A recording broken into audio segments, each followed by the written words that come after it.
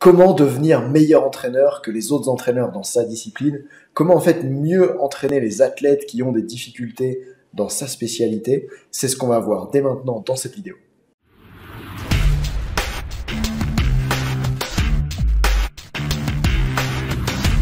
Salut, c'est Nathan, j'aide les coachs à transformer le mental de leurs athlètes pour qu'ils puissent tout donner sur le terrain sans craquer en compétition. Et dans cette vidéo, j'ai envie de t'aider à être encore plus précis sur les difficultés que rencontrent tes athlètes dans ta discipline, de manière à les aider le plus possible par rapport à ces problèmes spécifiques qui sont liés à ton sport. C'est un sujet dont on parle assez rarement en préparation mentale. On va beaucoup parler de confiance en soi, de gestion du stress, etc. Mais après tout, l'activité qu'on pratique, elle a beaucoup d'importance et je crois qu'on devrait adapter la manière dont on entraîne à cette activité. À une époque, je me formais pour être préparateur physique, je me suis formé de 2011 à 2016, j'ai travaillé avec un master en STAPS, après j'ai travaillé à haut niveau comme préparateur physique pour la Fédération française de ski, et j'ai bossé avant en basket, et à chaque fois, en tant que préparateur physique, il y avait une question importante. C'était, concrètement, de quoi est-ce que les athlètes que j'entraîne, ils ont besoin sur la dimension physique pour être performants? À quelles difficultés ils font face dans le sport qu'ils pratiquent? Ok, ça fait deux questions. Par exemple, en basket, c'est quoi les contraintes que le règlement de jeu basket impose sur les joueurs? Tu peux voir qu'il va y avoir beaucoup de sauts, beaucoup de courses répétées, et tu te demandes si du coup, en termes de filière énergétique, quelle filière est-ce qu'il faut bosser? Est-ce que c'est plutôt l'endurance? Est-ce que c'est plutôt l'anaérobie lactique? Il y a pas mal de questions à se poser vis-à-vis de qu'est-ce qui peut être utile en termes de force musculaire aux athlètes? Est-ce que c'est plutôt de l'explosivité, de la force max, etc. Et en tant que prep physique, on se posait ces questions-là. Je me suis posé les mêmes questions quand j'ai entraîné en ski alpin, quand j'ai entraîné en snowboard, à l'époque où j'étais préparateur physique. Et pourtant, c'est bizarre qu'à propos de la prépa mentale, pour beaucoup, on passe à côté de ces questions-là. Et c'est ce que j'ai envie de t'aider à faire dans cette vidéo. Je vais te montrer maintenant une étude de cas en snowboard cross, puisque j'ai beaucoup accompagné en snowboard cross, j'ai moi-même été athlète en snowboard cross, et j'ai accompagné les jeunes Français en équipe de France de snowboard cross. Voilà quelques exemples.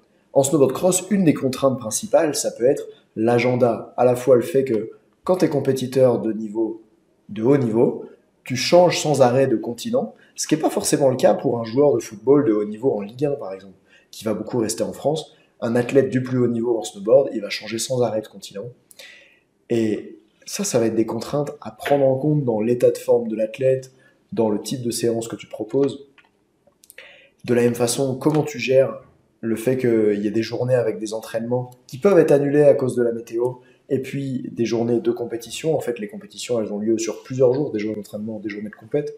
C'est différent d'autres activités où tu arrives, tu joues le match et puis tu rentres chez toi. En snowboard cross, il y a aussi la peur. C'est quelque chose qui... La peur de se blesser, la peur de se faire rentrer dedans par un des autres. Là, vous pouvez voir sur la photo qu'ils descendent à 6 en même temps.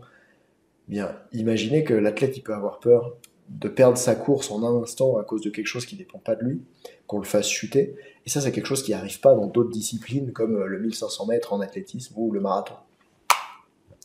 De la même façon, il y a aussi les relations sociales. Quand j'entraîne un jeune qui, par exemple, est en pôle France, même s'il pratique un sport individuel, il va être très intégré au sein d'un groupe.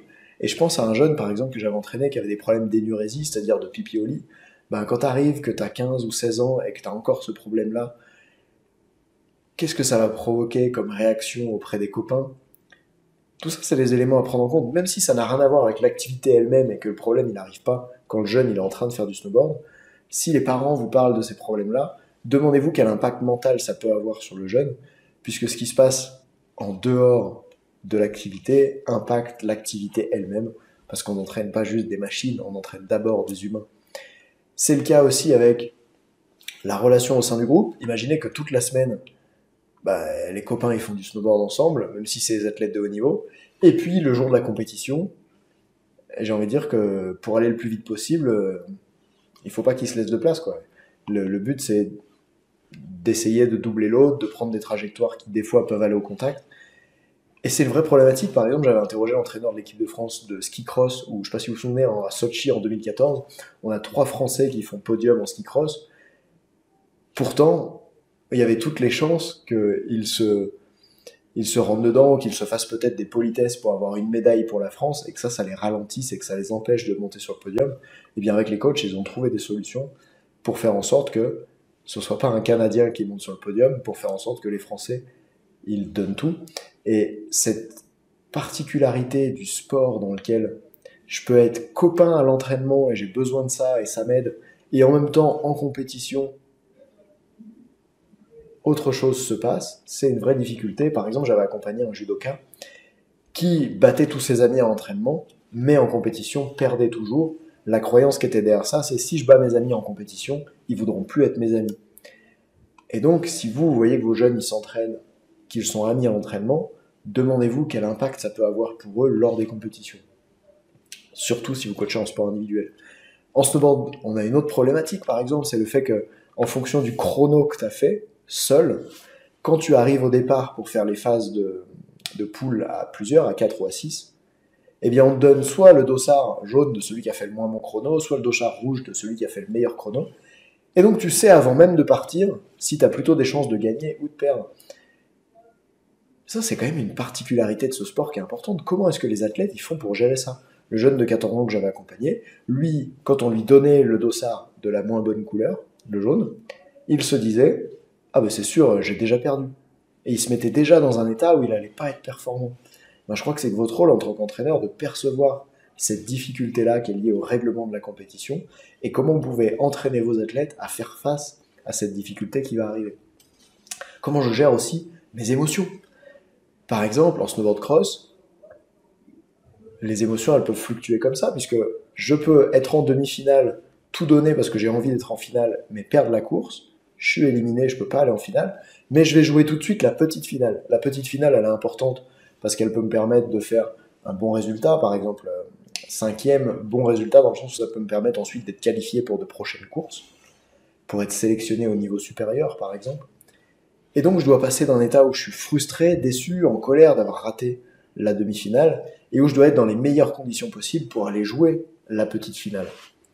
Ben ça, c'est une problématique qu'on ne rencontre pas à nouveau dans d'autres sports, où tu pars et puis c'est fini. Par exemple au marathon. Bien sûr, au marathon, il y a d'autres contraintes, mais il n'y a pas la contrainte comme au tennis où je joue un set, je l'ai perdu, maintenant je dois redémarrer, me mettre dans le bon état pour gagner le prochain set. Il y a toute la problématique des sélections que j'ai commencé à évoquer avant. Par exemple, dans certains sports comme en athlétisme, les minima peuvent te permettre d'être qualifié pour les Jeux Olympiques. Et tu sais que si tu fais un certain score, un certain résultat, ça va te permettre d'y aller. Alors que dans d'autres sports, ça dépend complètement des sélections qui vont être faites du coup par des gens qui ne sont pas toi. Et donc ça dépend pas uniquement de toi. Comment les athlètes font pour gérer cette pression de faire face à des difficultés qu'ils ne peuvent pas eux-mêmes gérer, d'avoir un enjeu important pour eux, sur lequel ils n'ont pas prise, sur lequel ils ne peuvent pas agir.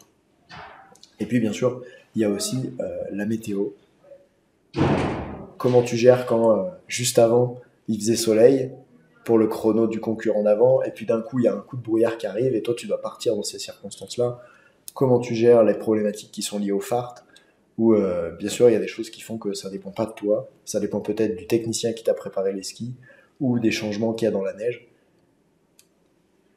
Comment les athlètes ils gèrent ces difficultés-là d'un point de vue mental? Je crois qu'en tant qu'entraîneur de snowboard cross, c'est une question que tu devrais te poser. Et si tu n'es pas entraîneur de snowboard cross, mais de n'importe quel autre sport, demande-toi c'est quoi les contraintes mentales de mon activité à moi. Et pour ça, j'ai un modèle à te proposer avec 5 questions qui sont très rapides, qui vont t'aider. La première, c'est quelle est la contrainte en fait? Comme celle que je viens de te citer juste avant. La deuxième question, c'est quand est-ce que ces contraintes-là, elles ont lieu? Puisque le timing est important. La troisième question, c'est ces contraintes-là, quelles conséquences est-ce qu'elles vont avoir sur l'athlète? Juste après, je te fais un exemple. Et puis, quatrièmement, le sportif, est-ce qu'il peut agir dessus? Est-ce qu'il peut lui-même modifier cette contrainte? Puisque le contrôle, c'est quelque chose d'important en prépa mentale, et on verra qu'il y a des stratégies différentes si on peut avoir du contrôle ou pas de contrôle. Et puis la cinquième, c'est, je t'ai mis remarque, puisque ce modèle-là, à mon avis, il est incomplet, le but c'est que tu puisses toi développer ton propre modèle. Voilà un exemple. En snowboard, on peut avoir donc la peur de chuter. Ça, c'est une contrainte qui va être provoquée par le règlement des compétitions où les athlètes ils descendent à plusieurs et ils font des sauts de plus en plus gros. Cette contrainte-là, elle va s'exercer sur l'athlète que j'entraîne, par exemple, sur les gros sauts, en compétition seulement. Je peux me rendre compte qu'à l'entraînement, il n'a pas du tout ce problème-là quand il est tout seul, mais en compétition, quand il y a de gros sauts et qu'il y a des concurrents avec lui, là, il a peur de chuter. Qu'est-ce que ça provoque? Je peux imaginer que ça provoque chez lui des pensées négatives et un état interne, des émotions limitantes au départ. Tout ce que je vous dis là, je n'invente pas. J'ai déjà rencontré des athlètes qui avaient ces difficultés-là. Et pour chaque athlète, ça va être différent. Le but, c'est de vous questionner, vous, dans votre activité, pour tel athlète, quelles sont les contraintes. Quand je vois que ça provoque des pensées négatives et un état interne limitant au départ, ça me donne déjà des pistes sur quelle stratégie d'intervention je pourrais mettre en place pour aider l'athlète à progresser. D'ailleurs, la quatrième question, c'était l'athlète peut-il agir sur cette difficulté? Évidemment, il ne va pas diminuer la taille du saut ou supprimer le saut avec sa pelle en rebouchant les trous. Ça, il ne peut pas faire, ça ne dépend pas uniquement de lui. Donc, je sais que je ne peux pas utiliser ce levier-là. Dans d'autres cas, dans d'autres contraintes, l'athlète peut agir directement sur la contrainte. Et puis, remarque, moi j'ai mis cette peur, est-ce qu'elle est adaptée? Est-ce qu'elle ne peut pas être utile après tout? Je ferai bientôt une vidéo sur les émotions qu'on rejette, qui sont désagréables, qu'on ne veut pas, mais qui en fait nous sont utiles. Pour l'instant, je t'invite juste à te demander, tiens, en quoi est-ce que cette peur, elle peut être utile à l'athlète que j'entraîne? Et du coup, peut-être que je peux intervenir sur cet aspect-là. J'espère que le modèle que je te présente ici, il te donne de la clarté sur comment analyser ton activité. Par exemple, en football, c'est quoi les contraintes que je rencontre? Quand est-ce qu'elles arrivent? Quelles conséquences elles ont sur les athlètes? Et que si tu arrives à faire ça, bah, ça va t'aider à proposer du coup des interventions sur la dimension mentale à tes joueurs qui sont beaucoup plus adaptées et qui vont au-delà de la confiance en soi, l'estime de soi ou d'autres paramètres plus généraux. Là, ça va te permettre d'être vraiment précis par rapport à ton activité et de les entraîner à être bon dans le sport que tu fais. Si cette vidéo t'a été utile, mets-moi un gros pouce bleu pour que YouTube la recommande et la fasse voir à plus de monde. Ça me motivera à faire encore plus de vidéos. Abonne-toi pour être sûr évidemment de rater aucune des prochaines vidéos. Et puis, moi je te dis à très bientôt et surtout souviens-toi, entraîne l'humain avant la machine. Ciao!